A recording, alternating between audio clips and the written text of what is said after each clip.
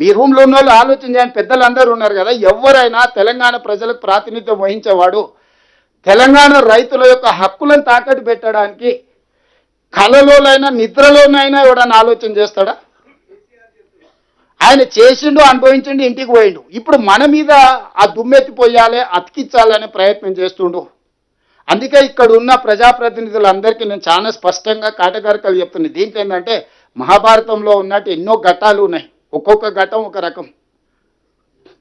ఇది multi complicated. ఎందుకంటే ఆంధ్రప్రదేశ్ ఉంది, తెలంగాణ ఉంది, కేంద్ర ప్రభుత్వం ఉంది, కృష్ణా ట్రిబ్యునల్ ఉంది, కృష్ణా రివర్ మేనేజ్మెంట్ బోర్డు ఉంది, పర్యావరణ అనుమతులు ఉన్నాయి, సిడబ్ల్యూ సెంట్రల్ వాటర్ కమిషన్ అనుమతులు ఉన్నాయి. ఇది ఎన్ని రకాలుగా చిక్కుముళ్ళు ఉన్నాయంటే చార్మినార్ దగ్గర ఆటో నడిపినట్టు ఉంది.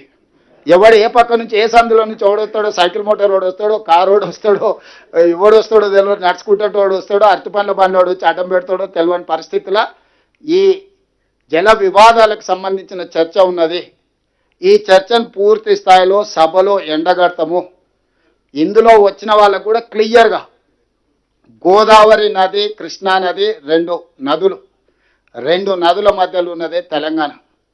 ఈ తెలంగాణ హక్కుల కోసం మన ప్రభుత్వం ఉమ్మడి రాష్ట్రంలో హక్కులను సాధించుకోలేకపోతున్నాము, హక్కులకు అన్యాయం జరుగుతుందని, నష్టం జరుగుతుందని తెలంగాణ రాష్ట్రం ఇచ్చినాం.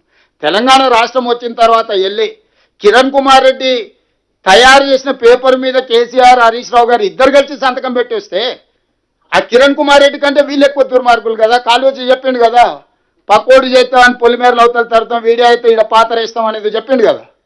సో అది సరిగ్గా వీళ్ళిద్దరికి వర్తిస్తుంది. ఆ రోజు ఇరిగేషన్ మినిస్టర్ హరీష్ రావు గారు, చీఫ్ మినిస్టర్ కేసీఆర్ గారు, వీళ్ళిద్దరిని ఊరేసిన, నేను అథారిటీగా చెప్తున్నా, వాళ్ళిద్దరిని ఈ జలాల విషయంలో చేసిన అన్యాయానికి హరీష్ రావు గారిని, కేసీఆర్ గారిని ఊరే తీసినా తప్పు లేదు.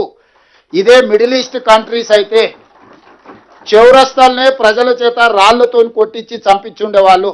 మనది ప్రజాస్వామిక దేశం కాబట్టి ప్రజాస్వామ్య బద్ధంగానే ఎవరినైనా శిక్షించాలి కాబట్టి కసబును కూడా మనము చాలా రోజులు జైల్లో పెట్టి, బిర్యానీ పెట్టి, విచారణ చేసి ఉరి తీయాల్సి వచ్చింది.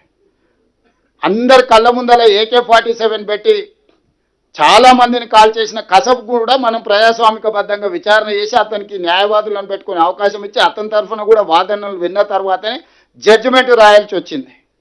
ఇక కసబ్కే అన్ని వసతులు ఉంటాయి, కేసీఆర్కి ఎన్ని ఉంటాయి మీకు తెలుసు కదా.